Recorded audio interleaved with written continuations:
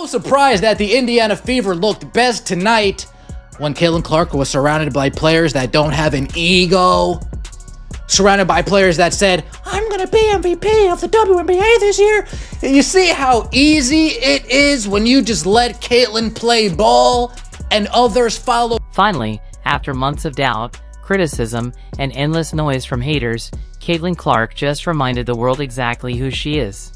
The Indiana Fever didn't just defeat the Atlanta Dream last night, they dominated them 99-82. It wasn't just a win, it was a statement. A statement that silenced every voice that ever dared to question whether this team, or their star, was better off without her. It's now a final 99-82. Right here, 29 points in the third quarter, 30 points in the fourth quarter. That might be the best second half of the season, the best fourth quarter of the season. Look at these bench points. 29 bench points tonight.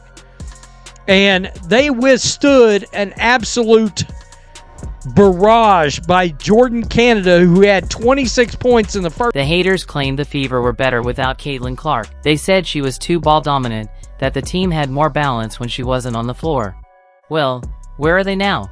Because Friday night's performance completely destroyed that narrative. Clark showed everyone that she doesn't have to fill up the scoreboard to completely control the game. Her impact goes far beyond the box score. An inconsistent ride for Indiana, and for Clark as well, who's had to fight through a lot of injuries. But I think the encouraging thing from Cece was the fight that she showed on the floor. Clearly, she's not quite at 100%, still working her way back, hasn't found her three ball yet, but what she did was attack. She used the physicality against the defenders by putting her head down and going to the basket. That opened things up for her playmaking, which of course is another genius aspect of her game. Once that started clicking, let's break down what really happened. Sophie Cunningham came off the bench like a woman on a mission, firing off 16 points and snagging 10 rebounds in a performance that was nothing short of a masterclass. But here's the best part. Cunningham wasn't shining in spite of Caitlin Clark.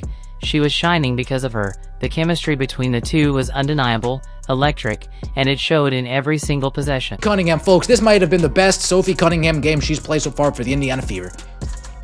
When she hit those nail-in-the-coffin threes against the Minnesota Lynx, we were already up in that game. Yes, nail-in-the-coffin, awesome. But we were down in the third quarter. We were down 52-47 in the third quarter. And we came back and won. And that started with Sophie Cunningham hitting the haters spent weeks pushing the narrative that the Fever were somehow better without Caitlin Clark. ESPN's Carolyn Peck even went on national TV and said Indiana was more dangerous when Clark didn't play. Can you believe that? The audacity. They really tried to convince us that the best rookie in WNBA history, the player who shattered attendance records and single-handedly revived the league's relevance, was actually holding her team back.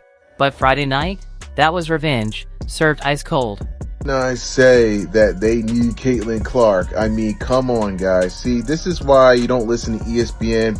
Idiots like Carolyn Peck said they are more dangerous without Caitlin Clark. It's such she should be indicted and go to jail for that comment. That's one of the dumbest. Clark wrapped up the night with 12 points and 9 assists, but the box score doesn't even begin to tell the story. Sure, she went 5-4-17 from the field and struggled from deep, but her fingerprints were all over every possession. She was the orchestrator, the floor general, the heartbeat of the team, elevating everyone around her. And when the Fever needed her most, trailing by 3 in the third quarter, it was Clark's leadership and court vision that flipped the script and turned a tight contest into a runaway blowout.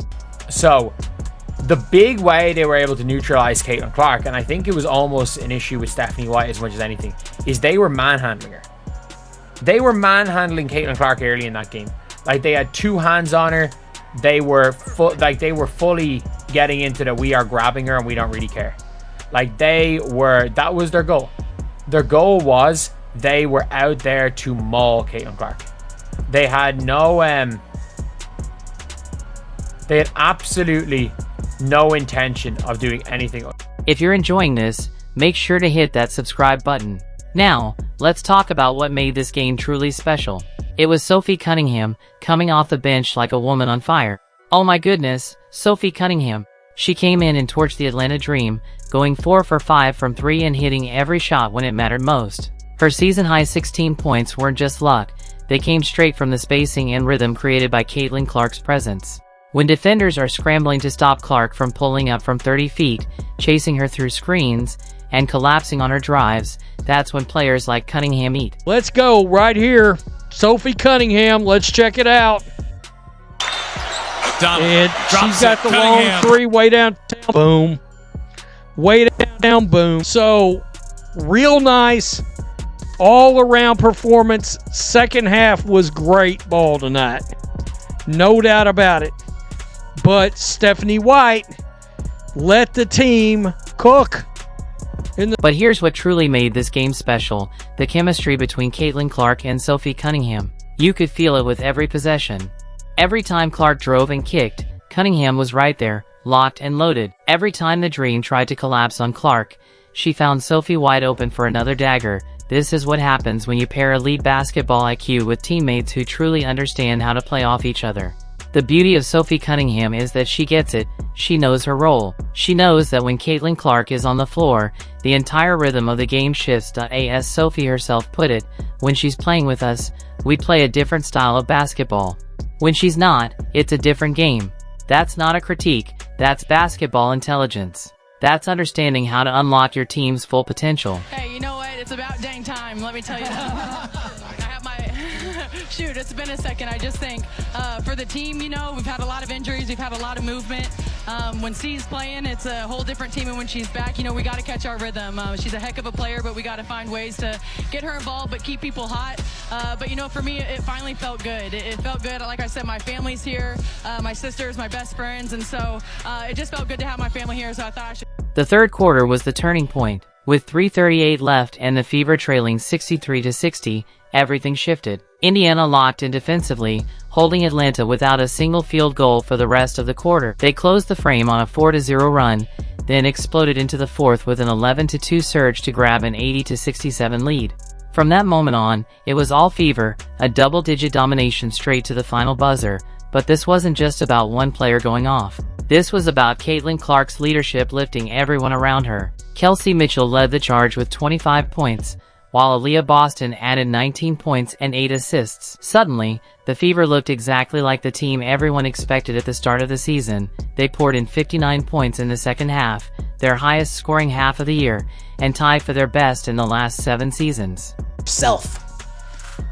We started playing an up-tempo type style that forced the Atlanta Dream to react to what we were doing. Instead of us trying to counterpunch, Atlanta Dream, they found themselves against the ropes. And there we were, Kelsey Mitchell in the third quarter, slugging away. Sophie Cunningham in the third quarter, slugging away. AB in the fourth quarter. And speaking of players who couldn't make their presence felt, where exactly was Brittany Gurrier? The same Brittany Gurrier who's been vocal about her feelings towards certain players in the league, who's made it clear she doesn't appreciate the attention Clark gets, was absolutely silent when it mattered most.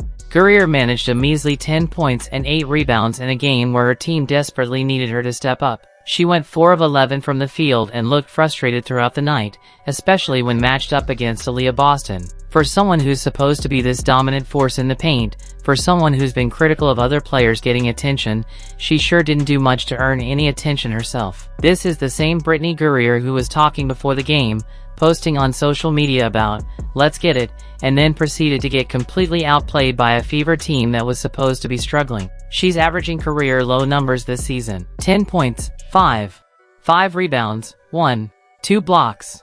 And Friday night showed exactly why.